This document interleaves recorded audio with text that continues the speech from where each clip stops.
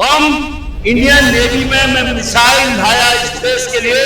जब पाकिस्तान को अमेरिका ने F-16 प्लेन दिए थे तो उस समय भारत के माथे पे चिंता की लकीरें आ गई थी कि उन F-16 प्लेन को 5 मीटर अबव का सी लेवल जाते थे, अटैक करते थे, उनको मारने के लिए जो मिसाइल फ्रांस से दी गई वो मैं हिंदुस्तान में लाया। और मैंने 1993 आंदोलन के समय में अपनी नौकरी छोड़ी ये सोच के कि हम अपना राज्य बनाएंगे, ऐसा राज्य बनाएंगे जो अपनी स्वतंत्रताओं का मालिक है। लेकिन इन बगल में छोड़े मेरे राज्य के संसाधन निगल दिए हैं, तो ये चिंता है। आप देख पा रहे हैं देशभक्ति डायलॉग हीरा परिहार, आपको यहाँ पर जो है देशभक्ति डायलॉग के माध्यम से देख पा रहे हैं हीरा परिहार के साथ।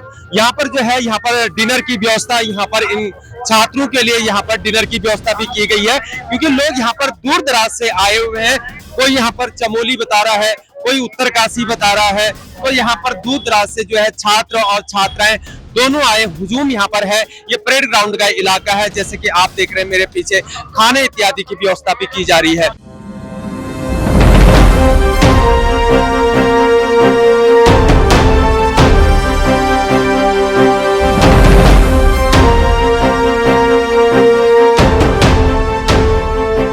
जिस प्रकार से आप एक डिस्ट्रिक्ट मजिस्ट्रेट भी रहे और कमिश्नर भी रहे हैं, और आपको क्या लगता है कि आपने बड़े पदों पर रहकर काम किया है, लेकिन क्या लगता है कि उत्तराखंड सरकार जो है युवाओं को जो है एक एग्जामिनेशन नहीं करा पा रही है, क्या लगता है आपको सर? और पेपर लीक जैसा मामला आ रहा है और सरकार कह रही है कि हाकिम सिंह का कोई हाकिम नहीं है, और सरकार कह रही है पेपर लीक का मामला नहीं है, पेपर लीक रद्द नहीं किया जा सकता, एग्जाम को रद्द नहीं करना है। मैं उत्तर प्रदेश सरकार से रिटायर हुआ हूँ उत्तराखंड राज्य बनने से पहले। लेकिन उत्तराखंड राज्य बनने में क्या क्या चीजें होनी चाहिए उसमें सहयोग देने का सौभाग्य मिला मुझे। और उसमें बड़ी उम्मीद थी कि ये होगा, हमारे उत्तराखंड वालों के हित में कुछ कार्य होगा, ये था। अब हमारे उत्तराखंड में सबसे बड़ी समस्या है बेरोजगारी की। सबसे ज्यादा पढ़े लिखे लोग हमारे उत्तराखंड में है। हमारे नवयुवकों को बिना रोजगार के उनका और कोई सहारा है नहीं। खेती हमारे पास है नहीं इतनी, हमारे यहाँ बड़ी बड़ी फैक्ट्रियां लगी नहीं है। हमारे एक ही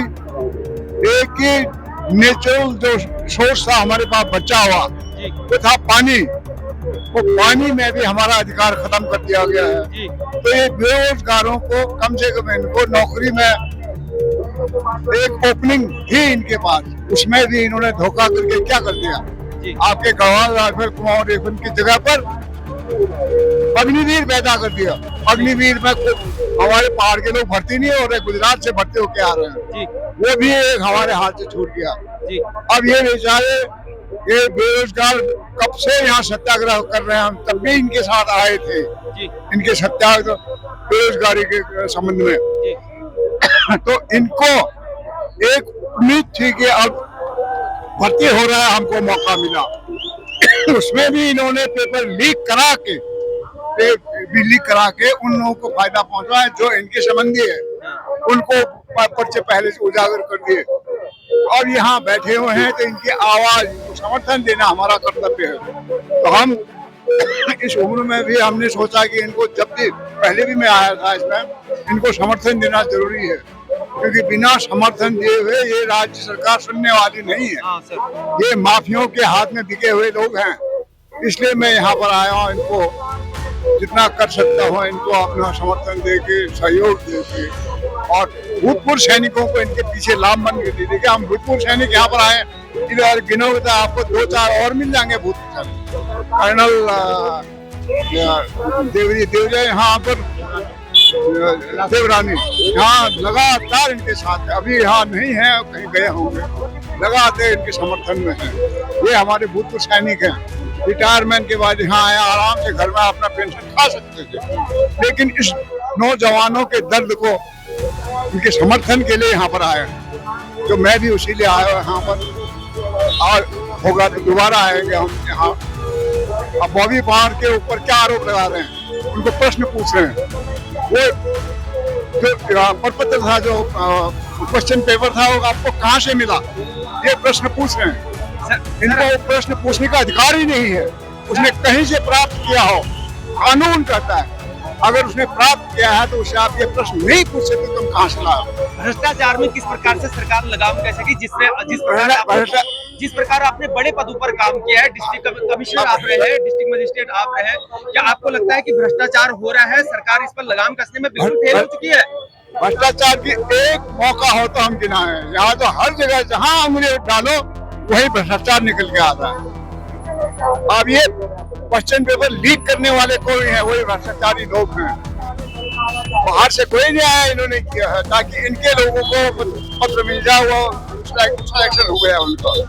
तो भ्रष्टाचार, अब जैसे अंकिता हत्या कांड की बात आपने की, मीडिया में आ गया, पब्लिक मीडिया, सोशल मीडिया में आ गया, उस व्यक्ति का नाम आ गया, बीजेपी सरकार के लिए फौजी वाला और आ गया हमारा भ्रष्टाचार, तो उस व्यक्ति का नाम आ गया। आज तक जजमेंट हो गया हाई कोर्ट से, लेकिन उस व्यक्ति का नाम का जिक्र तक उस आदेश में नहीं है। हमको हाई कोर्ट को पर भी हम उंगली उठाते हैं। जब आ चुका था, मैं सोशल मीडिया में आ चुका था, कोर्ट की जिम्मेदारी थी उनको समन करने के लिए। बताओ कौन है वीआईपी जो बीजेपी का जिसका नाम उसको आया है, उसको समन करो, उसको एक गवाह के तौर पर कम से कम उसके बयान लिया जाना चाहिए था।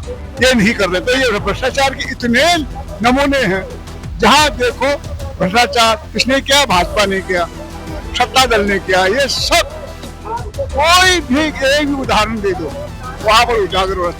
छोटे से छोटे लेके बड़े से बड़ा जो भ्रष्टाचार रहा, उसमें उसके पीछे किसी ने किसी सत्ता पक्ष के किसी ने किसी व्यक्ति का नाम आ रहा है। थैंक यू सर, बात करने के लिए देशभक्ति डायलॉग से आपका आभार और अभिनंदन। जानना चाहता हूँ जिस प्रकार से अभी ये पेपर लीक का मामला हो रखा है जी, लेकिन गवर्नमेंट इसमें बोली है कि पेपर लीक इसमें नहीं हुआ है, इसे पेपर लीक नहीं कह सकते हैं, और इसमें जो है कोई कुछ राजनीतिक पार्टी है जो सरकार को, गवर्नमेंट को डिस्कस करने की कोशिश कर रहे हैं। क्या कहेंगे इस पर? देखो, इस सरकार की जो विश्वसनीयता है ये खो चुकी है। कई आंदोलनों में हम 32 साल हो गए हमें इस आंदोलन में, सड़कों पे, तो हम पहचानते हैं। एक समय था जब पटवारी घोटाला हुआ था, और सबसे पहला घोटाला, और उसमें माननीय तत्कालीन कमिश्नर सुभाष कुमार साहब ने इंक्वायरी की थी, और उन पे सबका विश्वास था। आज पूरे प्रशासन में ऐसा अधिकारी नहीं रहा जिस पे विश्वास किया जाए। इनको कस्में खानी पड़ रही हैं, लेकिन अगर सरकारें षड्यंत्र करने लग जाएं, तो किसी भी राज्य के लिए, किसी भी समाज के लिए ये बहुत ही दुर्भाग्यपूर्ण होता है कि जब सरकार षड्यंत्रों में आ जाए। इन्होंने एक कदम पे, जब अपने अंकिता हत्याकांड में बोला कि वीआईपी कौन था, इन्होंने वीआईपी नहीं बताया। आप ही देखिए, हमारी उस अंकिता को इन्होंने सूर्यास्त के बाद दफनाया, हमने तो भी कुछ नहीं बोला, क्योंकि धर्म पर विश्वास करने वाली पार्टी आज किस तरह से पूरे देवभूमि के लोगों को दिग्भ्रमित कर रही है। और आज जो रोजगार, जिसके पीछे पृथक राज्य उत्तराखंड आंदोलन की शुरुआत हुई थी, इसी रोजगार के पीछे, और आज 25 साल में उत्तराखंड का युवा चौराहे पे खड़ा है। ये देखिए आप, आखिर किसके कारण, कौन है वो लोग जो 25 सालों से यहाँ के युवाओं को न्याय संग भर्ती देने में असफल रहे हैं। तो इन असफल नेताओं को, इन मगरमच्छों को किस तरह से हम विश्वास करें कि वो सच बोल रहे हैं? क्योंकि अगर वहां से कुछ भी लीक आउट हुआ, अगर हम मानते हैं कि वो जो बोल रहे हैं कि एग्जामिनेशन हॉल से एक मलिक ने स्क्रीनशॉट सुमन को भेज दिया, आखिर क्यों सफल हुआ वो स्क्रीनशॉट भेजने में? वहां पे भी सरकार की कमजोरी नजर आती है कि मोबाइल के साथ अगर लोग एग्जामिनेशन हॉल में जा रहे हैं, तो इसमें अपराधी कौन है? हम हैं जो बता रहे हैं कि कैसे पेपर बाहर आ गए। इन सवालों को लेकर अगर सरकार इस तरह से षड्यंत्र रचेगी जो आज उन्होंने रचा, वो बहुत ही दुर्भाग्यपूर्ण है।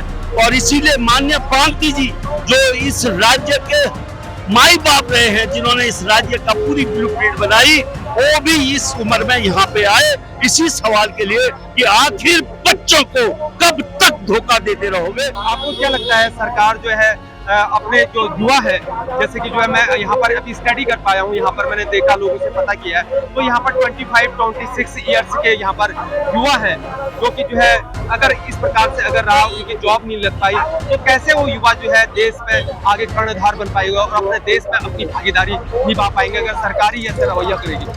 अगर पहाड़ की जनता पहाड़ के बच्चे बहुत ईमानदार हैं और ईमानदारी से हर काम को ईमानदारी से करते हैं। आज सेना में ज्यादातर शहीद भी सेना से हुए और आखिरी चारा उनको सेना है। पर इस तरह से अगर पेपर बाहर लीक होते रहेंगे, उनके पास इतना पैसा नहीं है, प्लेन वालों के पास तो सीधा पैसा होता है, अपना पैसा देके पेपर लीक करा के और वो नौकरी पे आ जाते हैं। जो आदमी पैसे लेके भर्ती होगा या पैसा लेके पेपर लीक में जो आएगा, उसके बाद तो भ्रष्टाचार के अलावा और दूसरा काम तो नहीं करेगा, वो तो भ्रष्टाचार करेगा सीधा सीधा। क्या लगता है जिस प्रकार से आप एक इंडियन आर्मी वेटरन है, हमेशा उसमें जो है पारदर्शिता, ट्रांसपेरेंसी रहती है जब भी कोई एग्जाम होता है, चाहे हम एनडीए ले लें, सीडीएस ले लें या कोई नीचे एग्जाम की बात करें, सरकार एक ट्रांसपेरेंसी नहीं करा सकती, अपने युवाओं के साथ धोखा कर रही है। सरकार को तो पैसा चाहिए होता है और पैसे के लिए सब कुछ करने के लिए तैयार है सरकार। और युवा अपना जो जिसने फार्म भरा या जो बेचारा भर्ती के लिए गया, वो अपनी पूरी तैयारी से गया।